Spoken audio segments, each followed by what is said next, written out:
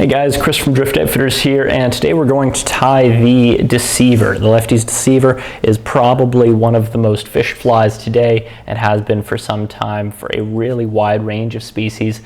Started off, I believe, as a bass fly for Lefty, but obviously has made a staple place in many saltwater fly fishers' boxes. Still a great bass fly, great pike fly, striper fly, even a trout fly, and there are flies like the double deceiver or the bucktail deceiver that have been very successful spin-offs as well. It's a great platform that you can alter in a variety of different ways, tie in a range of different sizes for lots of different species. So without rambling too much, we'll jump into it here. A hook that we're going to tie on today, this is a Mustad S71, so just sort of a standard saltwater streamer hook. And this is a 1/0, so a decently large size. You could tie this down to definitely like a size 4, 6 would probably be getting a little small. I'd say 4 up to 5/0, 6/0, really big sizes if you wanted to. And for thread, this is just an orange Veevus in an 8/0. I'm gonna start that up the eye and just take it down to the bend here. Snip off our excess. And the tail on this guy is just your regular old saddle hackle. Your streamer grade rooster saddle hackle, something with a bit of a stiff stem is definitely desirable with this. And what we want for a fly about this size, I'd say about 2 pairs of these. So 4 feathers total. On a really big one, maybe even up to 3 pairs of these feathers. So I'm just going to go to our strung patch here. I'm going to pluck out 4 of these hackles.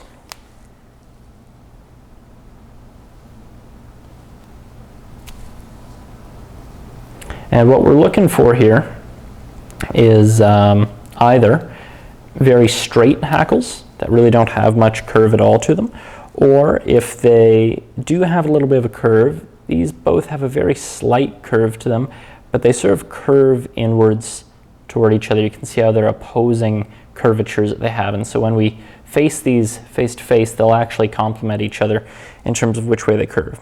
If it's just a straight hackle that you have, it won't really affect anything. And even this, this is sort of going to straighten out in the water. Now, this fly is definitely one that you want to tie with a fairly long tail. So for myself, I like to shoot for about 3 times the hook shank length.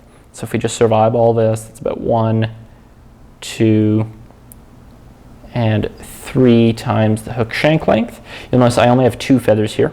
I have the other 2 on the table next to me here for the next stage. I've measured these out, and what I'm going to do here is I'm just going to sort of strip off most of the fluff from the base of these feathers. And that's just going to give me an easier, cleaner tie-in point here. I'm going to place them right on top of the shank so that they extend back off the bend. Try and keep them right on top here. Cinch them down. And you'll see what I want is for these to be side by side, not overlapping, but they're just right next to each other. That's going to keep them nice and straight for me. If you look at that from above, you'll see it's flat. This is what we'd call a flat wing streamer. I'm not sure if it's the original flat wing streamer, but certainly a classic, and flat wings of all different kinds are sort of based on the same platform here. So what I'm going to do is I'm going to grab my other feathers now. I'm just going to, one at a time, place them so that they line up on the sides of this fly. Again, just catch it in here. I'm not going to strip off the fluff on these ones, just because it's a little easier, I find, actually, to tie them in without, because we have the already mounted feathers to pair them up against. They're a little easier to work with, and that fluff just adds a little extra body and bulk to this fly, which I don't think is a bad thing. You could strip it if you wanted to, though.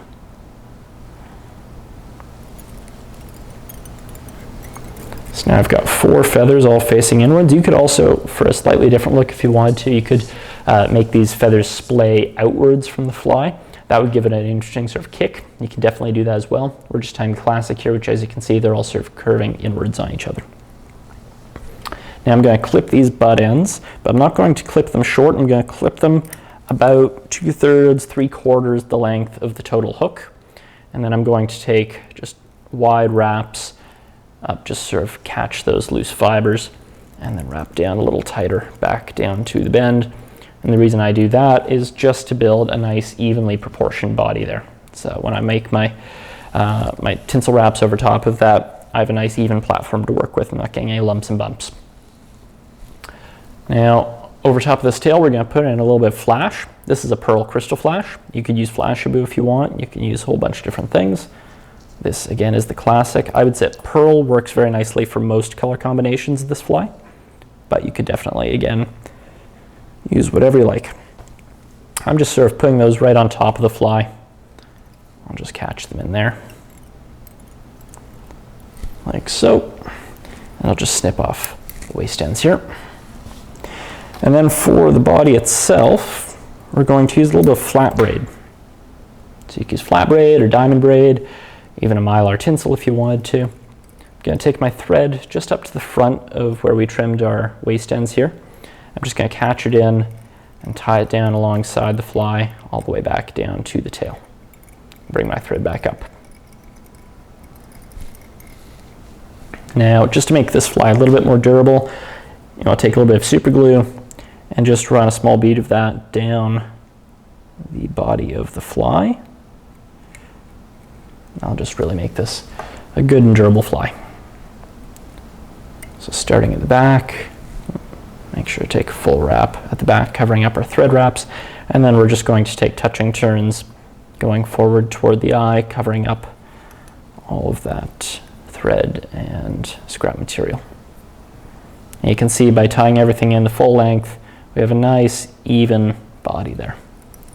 I'm going to tie that off there, so you can see we have a good chunk of exposed hook shank still at the front. That's important because when we tie on our bucktail, it can get a little tight and get a little crowded if you don't have a bit of room there. So that's a good ½ centimeter or maybe a little bit more even of exposed shank to work with.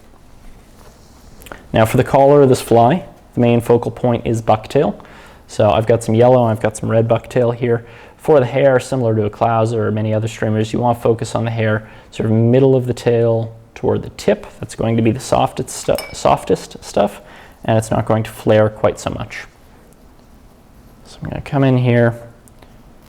I'm going to take a pretty decent sized clump, pretty good sized clump here, and I'm just going to hold it by the tips and pull out some of those shorter butt ends here, like so. And for length on this, I'm looking at, for myself, it's about halfway down the tail that I want this to extend to, somewhere around there. So what I'm going to do is I'm going to hold that the length I want, and I'm going to come in here, I'm going to snip these butt ends. I'm going to snip, you'll see, upwards towards my fingers and on a little bit of an angle. So it starts longer at the bottom, a little shorter at the top. I'll show you why in a sec. I'm going to come over with just a loose wrap, second loose wrap, and then I'm going to let this clump spin a little bit. A couple of hairs got away on me there. Try and realign those, see if I can save that clump.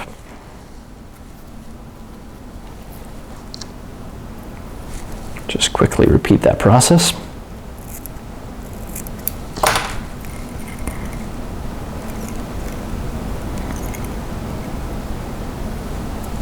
All right, I'm going to let that spin to the underside of the fly here. This isn't really spinning hair, so it'll tend to want to spin only slightly. It's not going to spin like a deer belly hair or anything like that. If you want, though, you can just sort of twist it into place yourself too, though. So you can see that's just covering the underside of our fly. It's not really on top so much. And the reason I wanted to cut those butt ends at a little bit of an angle is that now as I go over those with thread wraps, I get a nice sort of bullet head shape to this head here. It's got a little bit of a taper to it. And then I'm going to come in and I'm going to grab another clump of bucktail, this time in red. Again, a pretty decent sized clump. This is a large fly, so a good sized clump of bucktail. I'm going to come in, pull out some of those shorter fibers. I'm just going to measure them up to be roughly the same length as my yellow ones here. And again, just repeat the same process. Come in here, snip those butt ends at a little bit of an angle, like so. Press them down against the fly. Couple wraps, and this time though, I'm just not going to let them spin. I'm going to cinch down, like so, and then come over those butt ends.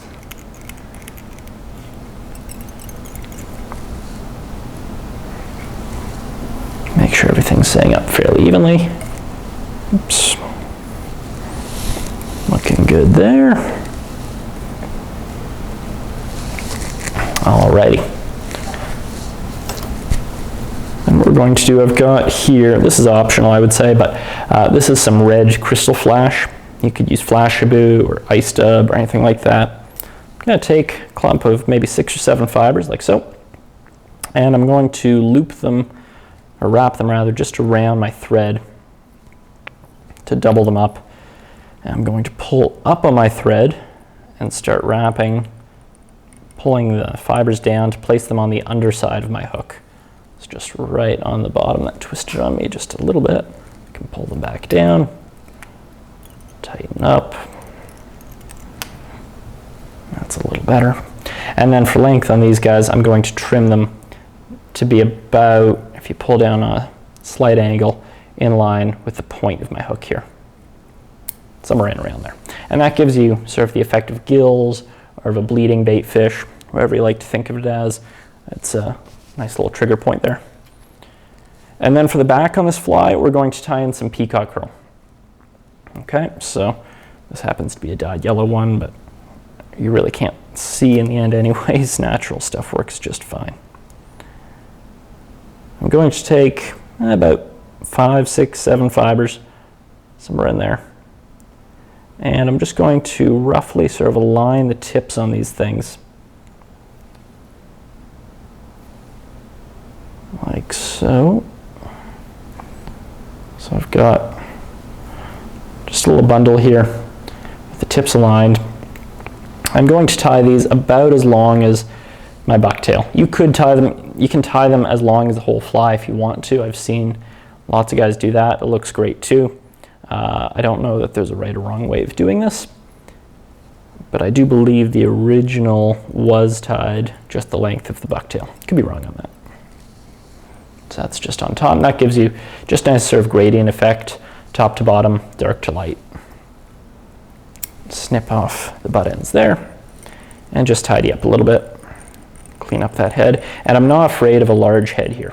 We're going to stick some eyes on here, and so actually a little bit of a larger profile head is not a bad thing.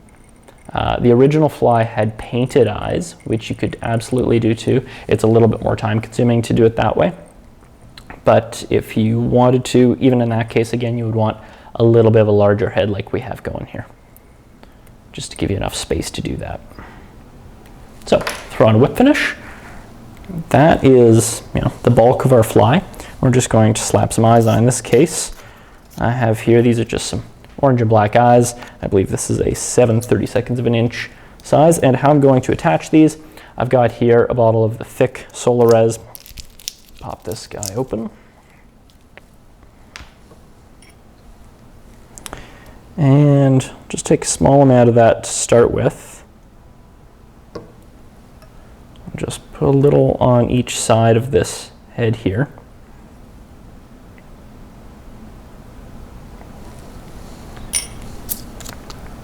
I'm just going to take a couple of eyes and just place them on the sides here. This glue isn't really meant to fully set and secure these eyes. This is just to tack them in place so that we can work with this head and not have them slide around on us. So you do want to spend a minute here and just make sure that they're sitting, evenly for you, about the same height, same angle. And then I'm just going to zap them from above so I get underneath those eyes, hit the resin below them on both sides here.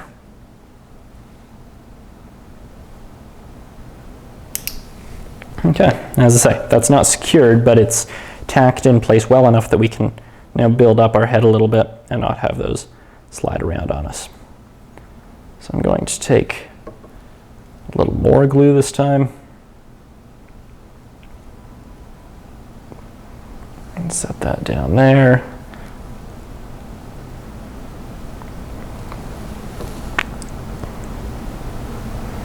I'm not too worried if this is perfectly smooth at the moment. I don't want to go crazy with it, But it does take a fair bit of this glue to fill up the gap between the eyes. So just focusing really on that area. I'm not focused on coating the eyes or anything like that at the moment. More just filling up that gap. And you can see I've got a little bit of glue on the outside of the eye there. Creates a little bit of a lumpy spot. That's fine. That's going to get smoothed out. Again, just trying to fill up the gap between.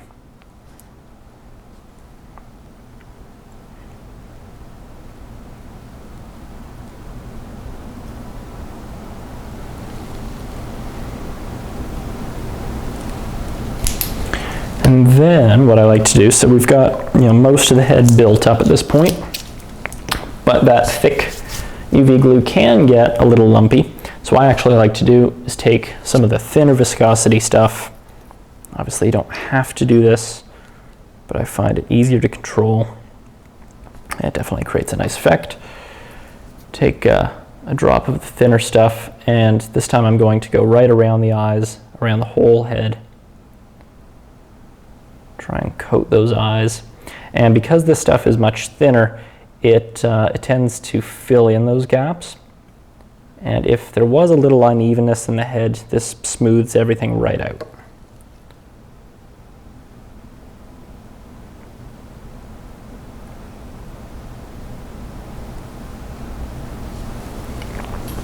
So you can see if there were any small lumps, they're pretty well all gone. You can sort of give this a little spin, let gravity do its thing, and smooth everything out. And then when you're comfortable with it, just hit with the light again.